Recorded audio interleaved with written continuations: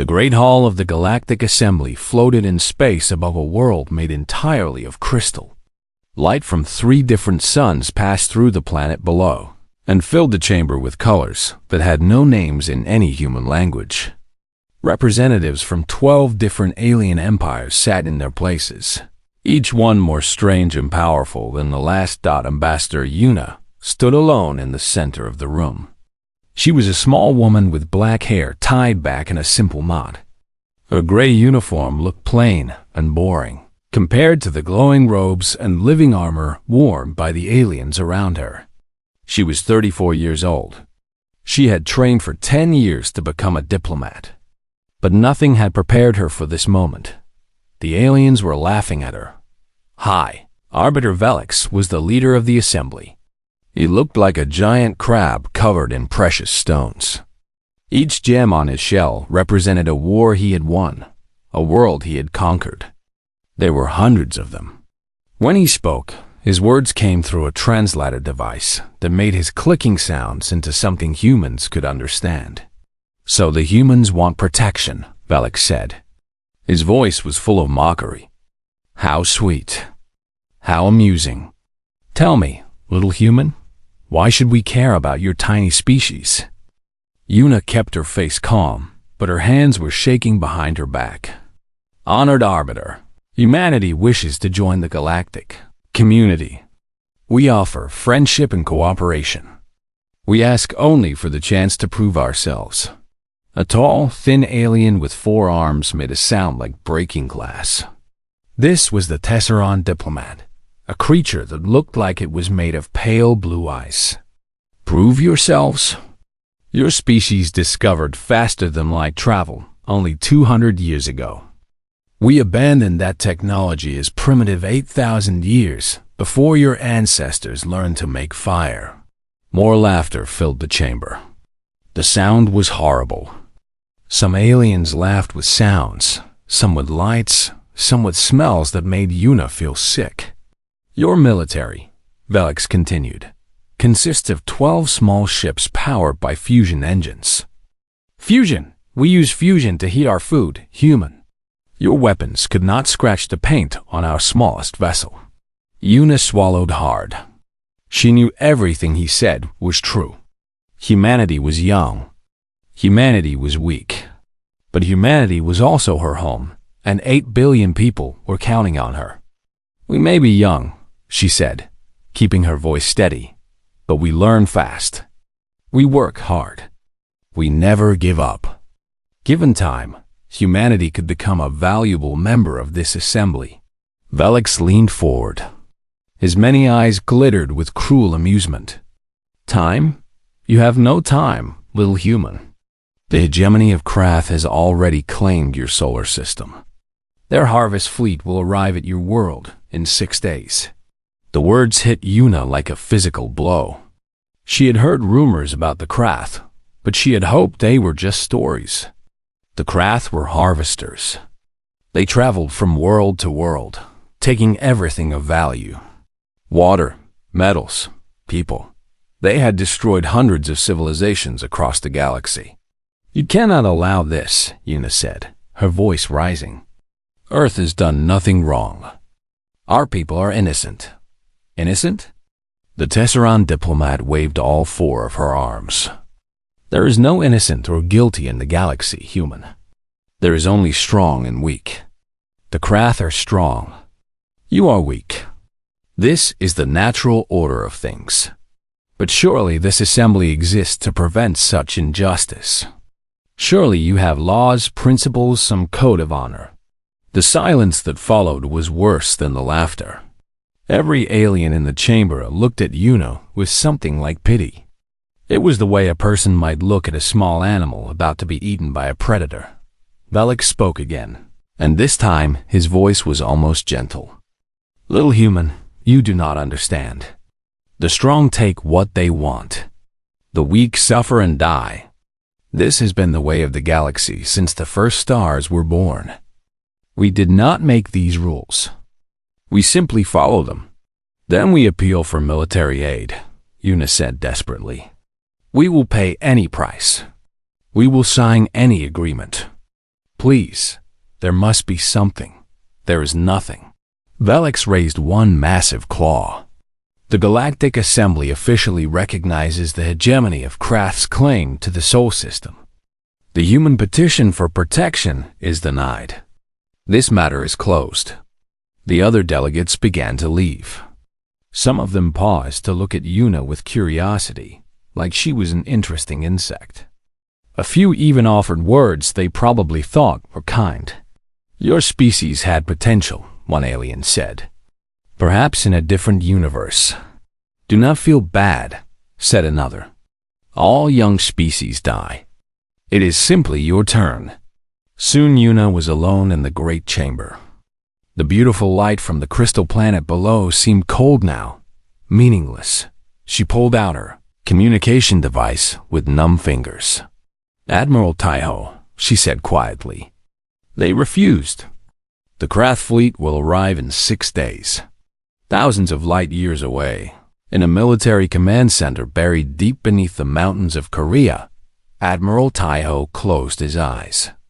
He was an old man with gray hair and a face carved by decades of service. Around him, his officers waited in terrible silence. Commander Jisoo stood at the tactical station. She was young, only 30, but she had already proven herself in 3 battles against space pirates. Her face showed no fear, only grim determination. Lieutenant Hyan sat at the communications desk. His hands were still, but his eyes were wet with tears he refused to let fall. Captain Minji watched through a video screen from her ship in orbit. She commanded the flagship of Earth's tiny fleet. She had known this moment might come. She had hoped it would not. 6 days, Admiral Taiho said finally. His voice was quiet but steady. We have 6 days to prepare. Sir, Commander Jisoo said carefully, our 12 frigates cannot defeat a Krath harvest fleet. Intelligence suggests they will bring at least 200 ships. 4 of them will be world enders. I know. We have no allies. No advanced weapons. No hope of victory. I know. Lieutenant Hyan looked up. Then what do we do, Admiral? Taiho opened his eyes. For a moment, he looked at the map of Earth on the main screen. Blue oceans. Green forests. The lights of cities where billions of people lived their lives, loved their families, dreamed their dreams. All of it would be gone in less than a week. We fight, he said simply. We cannot win, but we can make them pay for every meter of space. We can show the galaxy that humanity does not surrender. We can give our children stories to tell, even if those stories must be told in chains. Captain Minji nodded slowly on the screen. If we must die, we die with honor. With honor, the others repeated. But deep beneath their feet, deeper than any human had ever traveled, something was happening. In caverns that had been sealed for 60 million years, machines that were ancient when dinosaurs walked, the Earth began to wake up. Sensors that had been sleeping since before humanity existed detected the approaching threat. Lights flickered in the darkness. Power flowed through circuits made of materials that human science could not even name. And somewhere in that impossible darkness, a message appeared on a screen that had not been activated since the first mammals were. Small creatures hiding from predators. The message was simple. It was written in a language that no living being could read. But translated, it would say, threat detected, harvester signature confirmed, inheritance protocol activated, awaiting INHERITORS. Above, humanity prepared to die.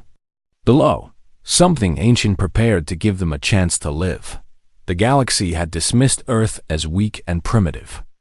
The galaxy was about to learn how wrong it was. Dr. Yunji had spent 15 years studying ice. She knew everything about frozen water. She knew how old ice looked different from new ice. She knew how air bubbles trapped in ancient glaciers could tell stories about weather from millions of years ago. She had never expected to find a door. Her team was working in Antarctica, 3 kilometers below the surface. They had been drilling through ice that was older than human civilization, looking for samples that might help them understand Earth's ancient climate. The drill had been making good progress all morning. Then it stopped. What happened? Yoonji asked her assistant, a young man named Dongho. Dongho checked his instruments with a confused expression. The drill hit something. Something hard. But that does not make sense. There should be nothing but ice for another 2 kilometers. Yoonji felt a strange feeling in her stomach. It was not fear exactly. It was more like the feeling she got when she was about to discover something important. Can we see what it is? They sent a small camera down the drill hole. What they saw made everyone in the research station go silent. It was a door. A perfect, smooth door made of material darker than anything Juji had ever seen. It was not natural. It was not made by any human technology. And as they watched, the door began to open. 3 hours later, Admiral Taiho arrived by emergency transport. He had not slept since the news from the Galactic Assembly, but when he heard about the discovery, he knew he had to see it himself. Commander Jizu came with him. Along with a team of soldiers and scientists, the passage behind the door went down into the earth. The walls were made of some kind of crystal that began to glow softly when humans approached. The air was fresh and clean, even though this place had been sealed for millions of years. Admiral, Commander Jisu said quietly, my scanners are detecting massive power readings ahead. Whatever built this place, they had technology far beyond anything we have ever seen. Taiho nodded. His heart was beating fast, but his face remained calm. He had been a soldier for 40 years. He had learned to control his emotions. Keep moving. We need to know what we are dealing with. They walked for nearly an hour, going deeper and deeper into the earth. The passage twisted and turned, but it was clearly designed to lead somewhere specific. Finally, they emerged into a space so large that Taiho could not see the walls. It was a cathedral of machines. Floating platforms held ships that made humanity's best spacecraft look like children's toys. Weapons lined the walls like the bones of some giant creature. Everything was covered in a thin layer of dust, but underneath the dust, the technology looked perfect, ready, waiting. At the center of the chamber, a holographic image flickered to life. The being that appeared was almost human in shape, but taller and more graceful. Its skin seemed to change colors like oil on water. Its eyes were kind but ancient, carrying the weight of ages beyond counting. When it spoke, the words appeared directly into his mind rather than his ears. Inheritors detected. Genetic match confirmed. Access granted. Taiho stepped forward carefully. What is this place? Who are you? The holographic being made a gesture that might have been a bow. This installation was built 63 million years ago by my people, the architects. We were the first intelligent species to rise in this galaxy. We spread life to promising worlds across the stars. Earth was one of our projects. The image changed, showing pictures of ancient Earth. Dinosaurs walked beneath strange flying machines. Alien observers watched from platforms hidden in clouds. Then came fire from the sky, destruction, death. The extinction event that killed the great reptiles was not natural. The hologram continued. It was an attack. The harvesters came. They were a species that consumed everything in their path. Worlds, resources, civilizations. They took and took until nothing remained. Dr. Yoonji had been recording everything. Now she spoke up. The Krath. You are talking about the Krath. The Krath are descended from the harvesters, yes. Though they have forgotten much of their history, they continue the traditions of their ancestors. They consume. They destroy. They harvest. What happened to your people? Lieutenant Hyan asked. He had been sent to monitor communications, but like everyone else, he could not look away from the hologram. We fought the Harvesters. The war lasted for 10,000 years. In the end, we won, but at a terrible cost. Our civilization was destroyed. Our people scattered and died. Only these hidden places remained. The hologram gestured at the massive chamber around them. We knew that one day the Harvesters would return, so we prepared gifts for whatever species might rise to take our place. You are those species. You are the inheritors. Taihao felt something changing inside him. For 3 days, he had been preparing to die.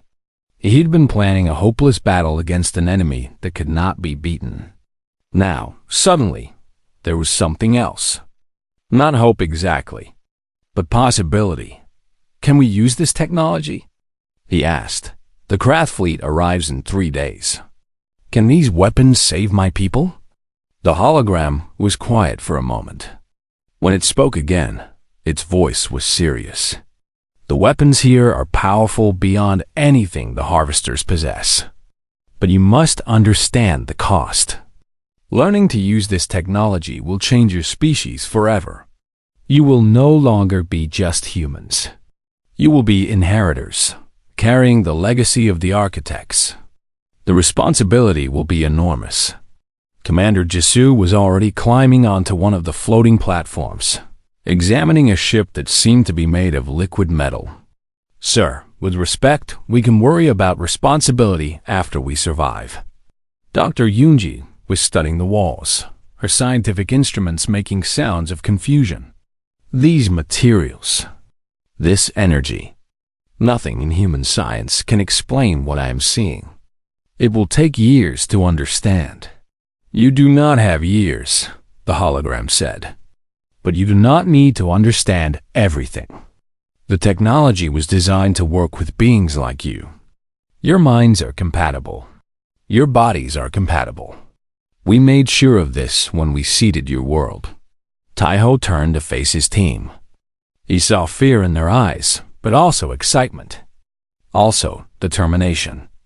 These were the best people Earth had to offer. Scientists, soldiers, dreamers. We have 3 days, he said. 3 days to learn enough to fight back. 3 days to turn this ancient gift into humanity's salvation. He looked at the hologram. Will you help us? The holographic architect smiled sadly. I am only a recording, an echo of someone who died millions of years ago. But the systems here will respond to your commands. The ships will accept your pilots. The weapons will fire when you wish them to fire. Then, we begin now. Taihao turned to Lieutenant Hyan. Contact Earth. Tell them what we have found. Tell them to prepare for war. And tell them. He paused, looking around at the impossible technology surrounding them. Tell them there is hope. Across the world, the message spread. In the darkness of night and the brightness of day, people looked up at the sky and felt something they had not felt since learning of the Krath. They felt hope. The galaxy had called humanity weak. The galaxy had left them to die. But humanity had just discovered that they had been chosen for something greater. And in 3 days, they would show the galaxy exactly what that meant. 3 days was not enough time to master technology that was 60 million years old. Everyone knew this. Admiral Taihao knew it. Commander Jisoo knew it. Every scientist and soldier working in the ancient architect facility knew it. But humanity had always been good at doing impossible things in impossible amounts of time. The ships were called Titans. There were 53 of them in the Antarctic facility, and more were being discovered in hidden locations around the world. A second cache was found beneath the Himalayas. A third appeared in a cave system in Brazil. A fourth rose from the deep ocean near Japan. The architects had prepared well. They had hidden weapons across the entire planet, waiting for the moment when their inheritors would need them. Captain Minji was one of the first pilots to interface with the Titan. The process was strange and frightening. She had to lie down in a chamber filled with silver liquid and let the ancient machine connect to her mind. When the connection was made, she gasped. It was like suddenly having a new body. She could feel the ship around her like it was her own skin. She could sense its weapons like they were her own hands. The Titan was powerful beyond anything she had ever imagined, and it responded to her thoughts with eager precision. "The ships want us to use them," she reported to Admiral Taiho. "I know that sounds strange, but I can feel it. They have been waiting for 60 million years. They are happy to finally have pilots." Other pilots reported similar experiences. The Titans were not just machines. They were partners, companions, tools that had been designed specifically for human minds. Dr. Yunji theorized that the architects had studied early mammals millions of years ago and shaped the technology to match the kind of brains those mammals would eventually develop. "They planned for us," Yunji said, her voice full of wonder. "Before the first humans existed, they knew we were coming. They made all of this for us." Commander Jisu took control of the largest Titan, a massive vessel twice the size of any human ship. She named it the Hammer of Dawn. When she connected with it, she felt power unlike anything she had ever experienced. The ship had weapons that could crack moons. It had shields that could withstand nuclear explosions. It had engines that could cross the galaxy in days. "The Krath have no idea what is coming," she said with fierce satisfaction. But Admiral Taiho knew they could not rely only on the Titans. The ancient ships were powerful, but there were only about 100 of them across all the hidden facilities. The Krath were bringing more than 200 vessels. And while the Titans had superior technology, nobody knew how well they would actually perform in battle. "We keep our human frigates in the defensive line," Taiho ordered. "They represent who we were. The Titans represent who we are becoming." The Titans represent who we are becoming. Both must fight together.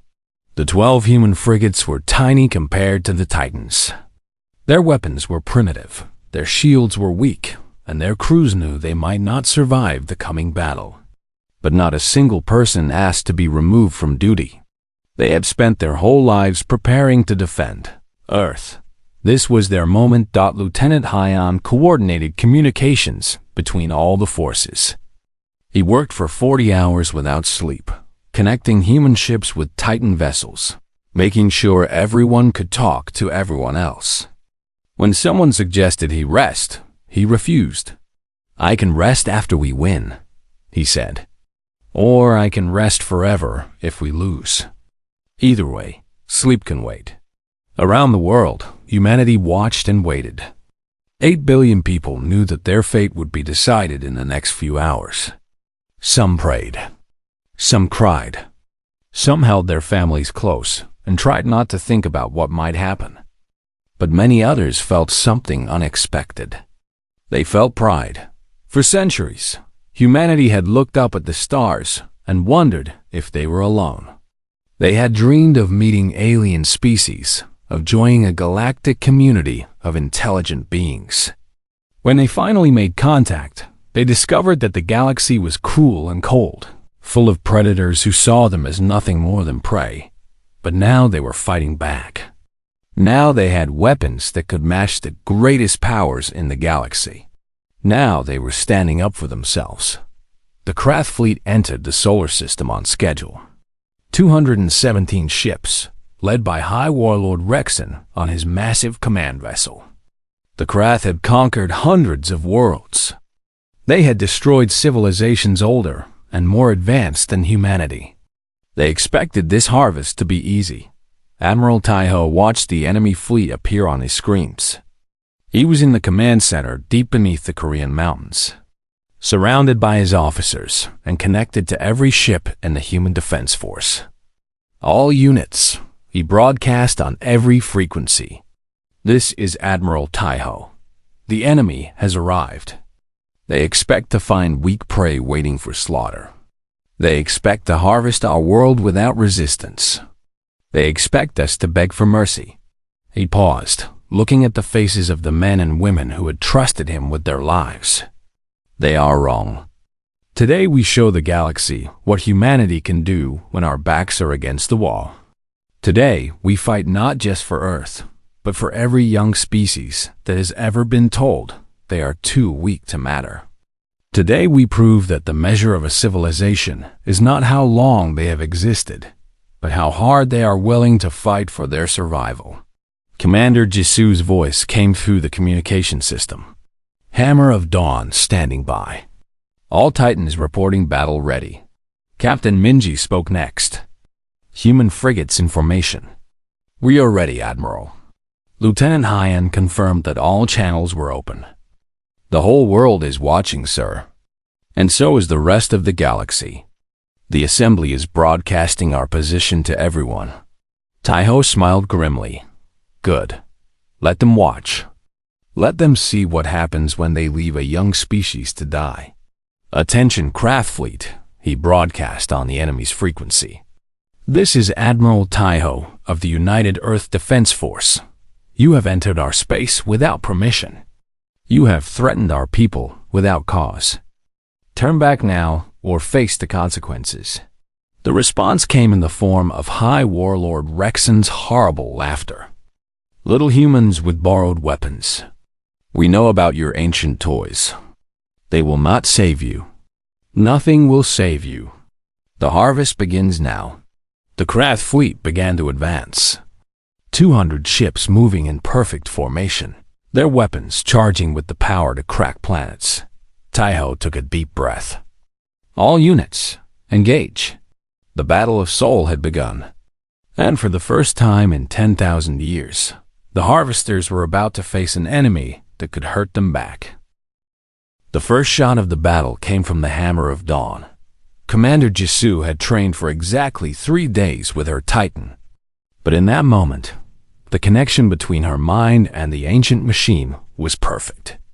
She felt the weapon charge like a heartbeat building in her chest. She aimed at the lead craft dreadnought. She fired. A beam of compressed starfire crossed the distance between ships in less than a second. When it hit the craft vessel, the massive warship simply disappeared. One moment it was there, 3 kilometers of armored hull and powerful weapons. The next moment it was an expanding cloud of plasma and debris. The craft fleet stopped advancing. For just 1 second, nobody moved. Nobody spoke. In all their centuries of conquest, the craft had never seen one of their dreadnoughts destroyed so easily. Then Commander Jisu gave the order that would echo through galactic history. All Titans, weapons free. Weapon. Show them what humanity has inherited. 53 ancient warships opened fire at the same time. The space between the fleets filled with light so bright that observation satellites across the solar system had to adjust their sensors. Craft ships exploded one after another, their famous shields useless against weapons designed to fight their ancestors. High Warlord Rexon screamed orders at his captains. Fire back. Fire everything. Destroy them. The craft weapons were not weak. They had conquered hundreds of worlds with those weapons. Beams of energy and clouds of missiles raced toward the human fleet. But the Titan shields held. Ancient barriers of crystalline force absorbed the attacks like they were nothing. In the first minute of battle, 32 craft ships were destroyed. In the second minute, 25 more. The greatest military force in the galaxy was being torn apart by a species they had dismissed as primitive prey. But the craft had not conquered the galaxy by being stupid. Rexon saw that his fleet could not win a direct fight against the Titans. So he changed his strategy. World Enders, he commanded. Ignore the enemy fleet. Target the planet directly. Destroy their world. The 4 largest ships in the craft fleet broke away from the main battle. These were the World Enders, vessels designed specifically to crack planets open for easy harvesting. Each one carried enough weapons to destroy a moon. Together, they could reduce Earth to rubble in minutes. Admiral Taiho saw the danger immediately. Titans, intercept the world enders. But the Titans were trapped. The remaining craft ships had surrounded them, using their own bodies as shields. The Titans could break through, but it would take time. Time that Earth did not have. Captain Minji made her decision without hesitation. Human frigates, follow me. We intercept the world enders. Her executive officer, a young woman named Sora, looked at her with wide eyes. Captain, our weapons cannot penetrate their shields. We cannot stop them. No, Minji agreed. But we can slow them down. We can annoy them. We can make them deal with us instead of firing at Earth. She opened a channel to the other 11 frigates. Everyone knows what this means. Anyone who wants to stay behind, I understand. No one will think less of you. No one stayed behind. 12 small ships, crewed by humans who knew they were going to die, accelerated toward the 4 most powerful vessels in the craft fleet. The world enders ignored them at first. The human frigates were too small to matter. Their weapons bounced harmlessly off craft shields. But then, the frigates got creative. The Soul's Pride did not try to damage the lead world ender with its weapons. Instead, Captain Park aimed his ship directly at the massive vessel's main cannon. When the world ender tried to fire at Earth, the Soul's Pride flew into the beam itself. The small ship vaporized instantly, but the explosion destabilized the cannon. It would not fire again.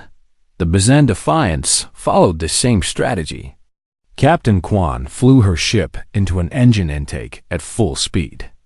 The fusion core of her frigate exploded inside the world ender's propulsion system. The massive vessel slowed, crippled, unable to continue toward Earth. One by one, the human frigates sacrificed themselves. Each death bought time. Each explosion did damage that should have been impossible. The craft crews stared in disbelief at their screens. No prey had ever fought like this. No species had ever been willing to die so readily for their world. The ancient spirit and Guanju honor died together, their combined explosion taking down a world ender's shield generator. Behind them, a Titan finally broke through the craft line and destroyed the vulnerable vessel with a single shot. Only one world ender remained, and only one human frigate still flew. Captain Minji looked at her bridge crew. Half of them were injured. Most of their systems were damaged. They had no weapons left, almost no fuel, and a hull that was more holes than metal. It has been an honor, she said softly. Lieutenant Sora wiped blood from her eyes. The honor is ours, Captain. Let us finish this. Minji aimed her broken ship at the last world ender's bridge. The craft commanders there would be able to see her coming. They would know what she intended, and there was nothing they could do to stop her. She opened a channel to Admiral Taiho. Admiral, I am making my final approach. It has been a privilege to serve under you. Minji. Taiho's voice cracked. Is there any other way? No, sir. But please watch this. Let everyone watch. Let them see what humans do when someone threatens our home. The Dajin courage accelerated on its final vector. Craft defensive weapons tore the ship apart around them, but momentum could not be stopped. Captain Minji and her crew flew into the bridge of the world ender at full speed. The explosion was visible from Earth. People watching the battle on their screens saw a brief new star appear in the sky. Many of them cried. All of them understood. With the last world ender crippled, Commander Jisu's Hammer of Dawn finished it off. The 4 planet-killing vessels were destroyed. Earth was safe, but the battle was not over. The remaining craft ships fought with desperate fury, knowing that their reputation, their empire, their entire way of life depended on victory. The Titans were powerful, but they were outnumbered. One by one, even the ancient warships began to fall. 20 Titans were destroyed. then 21. The craft lost ships faster, but they had more ships to lose. Admiral Taiho watched the numbers and felt his hope beginning to fade. Then High Warlord Rexon's flagship exploded. No one saw what hit it. One moment the massive command vessel was coordinating the Krath attack. The next moment it was gone, destroyed by a Titan weapon that had found a gap in its defenses. Without their warlord, the Krath fleet fell into confusion. Commanders argued about who should lead. Ships began to retreat, then to flee. Within an hour, every surviving Krath vessel had jumped to faster-than-light speed, running from a battle they had expected to win easily. Admiral Taiho sat in silence for a long moment. Around him, his officers were cheering, crying, hugging each other. They had won. Against all odds, against the greatest military power in the galaxy, humanity had won. But Taiho could not celebrate. He was thinking about Minji and her crew, about the 3,000 men and women who had died on the 12 frigates, about the pilots in the 21 fallen Titans. They had won. But the cost was terrible. And Taiho knew this was only the beginning. The Krath would come back. They would bring more ships. The war for humanity's survival had only just started. He looked at the screens showing Earth below. Blue and green and beautiful. Still there. Still alive. For you, he whispered to the dead. We did this for you. And we will keep fighting until no one ever threatens our home again. 1 week after the Battle of Seoul, Ambassador Yuna walked into the Galactic Assembly for the second time. She wore the same simple gray uniform she had worn before. Her hair was tied back in the same simple knot. But everything else was different. This time, she did not walk alone. Behind her, on massive holographic screens, the entire assembly could see the wreckage of the Krath Harvest fleet. 173 destroyed warships, their broken pieces now orbiting Saturn like a ring of shame. The greatest military defeat in Krath history. The first time any species had successfully defended against a harvest. The assembly chamber was silent. No one laughed. No one made jokes about primitive humans or weak prey. Every alien in the room stared at Yuna with something they had never felt toward humanity before. Fear. High. Arbiter Velik sat motionless on his throne. His shell, once covered in gems representing his victories, seemed dull now, less impressive. The huge crab-like creature, who had dismissed humanity so easily, now watched Yuna with careful, worried eyes. Honored delegates, Yuna began, her voice carrying easily through the silent chamber. 1 week ago, I stood in this room and begged for help. I asked you to protect my people from destruction. I asked you to show mercy. She paused, letting the memory hang in the air. You refused. You laughed at us. You called us weak and primitive. You said we deserved to die because we could not defend ourselves. The Tesseran diplomat who had mocked humanity's fusion technology was trying to make herself smaller. All 4 of her arms wrapped around her thin body. You were wrong. The holographic display behind Yuna changed. Now it showed the Titan fleet in formation around Earth. 32 vessels remained after the battle, each one more powerful than anything the Assembly's member species possessed. Ancient weapons that had been sleeping for 60 million years, now awake and ready.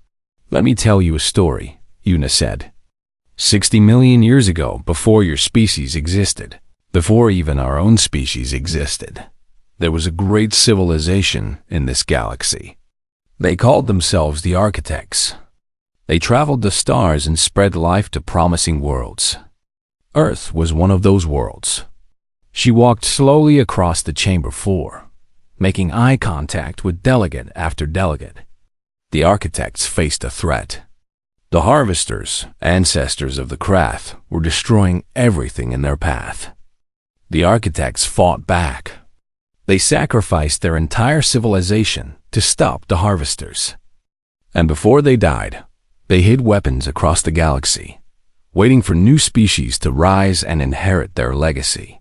Yuna stopped in front of Velix's throne. Humanity is that legacy. We are the inheritors. And we are no longer asking for permission to exist. Velix found his voice, though it was weaker than before. The Krath Empire will not accept this defeat. They will send more fleets. They will crush you eventually. They've already sent more fleets, Yuna replied calmly. While I have been speaking to you, 3 additional Krath attacks have been destroyed at Seoul. Our defenses are stronger than they were a week ago. Our pilots are more experienced. Our technology is being understood better every day. She turned to address the whole assembly. But that is not all. We have also begun freeing Krath slave colonies. In the past week, we have liberated 4 worlds and returned their populations to their homeworlds. She looked at the Tesseron diplomat, including 12,000 Tesserans who were taken in the harvest of Tessara Minor. They asked me to thank their government for all the help it provided during their Vola's captivity. The Tesseron made a sound like breaking glass and looked away. Humanity does not want to conquer the galaxy, Yuna continued. We do not want to become the new harvesters. The architects did not save us so that we could become monsters. They saved us so that we could protect life, so that we could give other young species the chance to grow and learn and reach for the stars. She spread her arms wide, including everyone in the chamber. This assembly failed us. But we do not seek revenge. We do not want to destroy you or punish you. We want to change things. We want to build a galaxy where the strong protect the weak instead of consuming them, where young species are welcomed instead of harvested, where life is valued simply because it exists. For a long moment, no one spoke. Then, slowly, a delegate from a small species called the Ven rose to her feet. The Ven had been one of the quiet members of the assembly, never powerful enough to matter. Their world had been threatened by Krath harvest many times. Humanity speaks well, the Ven delegate said. But words are easy. How do we know you will keep these promises? Yuna smiled. You do not. But I can tell you this. Yesterday, a Krath fleet attacked your homeworld. Did you know that? The Ven delegate went pale. What? No, we received no warning. You would not have. The Krath did not bother to announce their attack on a species they considered worthless. Yuna's smile grew wider. But we were watching. A Titan fleet intercepted the Krath before they could reach your world. Your people are safe. And they will stay safe as long as they want our protection. The Ven delegate sat down heavily, her legs unable to support her. Around the chamber, other delegates were reacting with shock, hope, confusion. The galaxy they had known for 10,000 years was changing in front of their eyes. Admiral Taiho watched the broadcast from Earth, surrounded by his surviving officers. Commander Jisoo stood beside him, her arm still in a healing sleeve from injuries she had received in battle.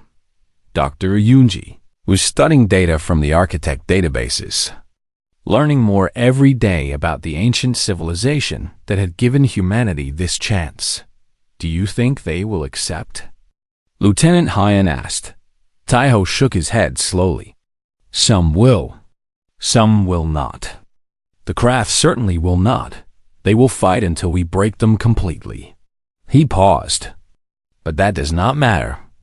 We are not asking for their acceptance. We are telling them how things are going to be.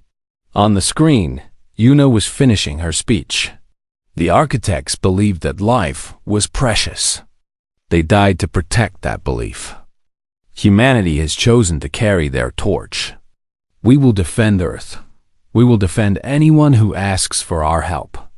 And we will build a galaxy worthy of the beings who gave us this chance. She turned and walked toward the exit, then stopped and looked back. One more thing. I know many of you are wondering why you should listen to anything I say. I am just one human. My species is young and small. We have not earned our place among you through centuries of conquest." She smiled, and there was steel in that smile. "But consider this. 1 week ago, you told us we were going to die. You said there was nothing we could do, no way we could survive. You were so certain of our destruction that you did not even bother to feel sorry for us." Yuna looked directly at Velix. "And now, 1 week later, I am standing in front of you. My people are safe. The Krath are running scared. And everything you thought you knew about the galaxy has changed." She turned and walked out of the chamber, leaving chaos behind her, back on Earth. The sun was setting over the mountains of Korea. Admiral Taiho watched the orange and gold light paint the sky and thought about everything that had happened. He thought about the friends he had lost. He thought about Captain Minji and her crew, who had died so that others could live. He thought about the long war that still lay ahead. But mostly, he thought about hope. The galaxy had dismissed humanity as weak and worthless. The galaxy had left them to die. But humanity had refused to give up. They had found ancient allies. They had learned to fight. They had won an impossible victory. And now they were going to change everything. High above, the Titan fleet kept its silent watch. In hidden facilities around the world, humans were learning more about architect technology every day. And somewhere out there, among the stars that had always seemed so cold and distant, other young species were looking up and wondering if maybe, just maybe, there was hope for them too. The inheritors had awakened. And they were just getting started.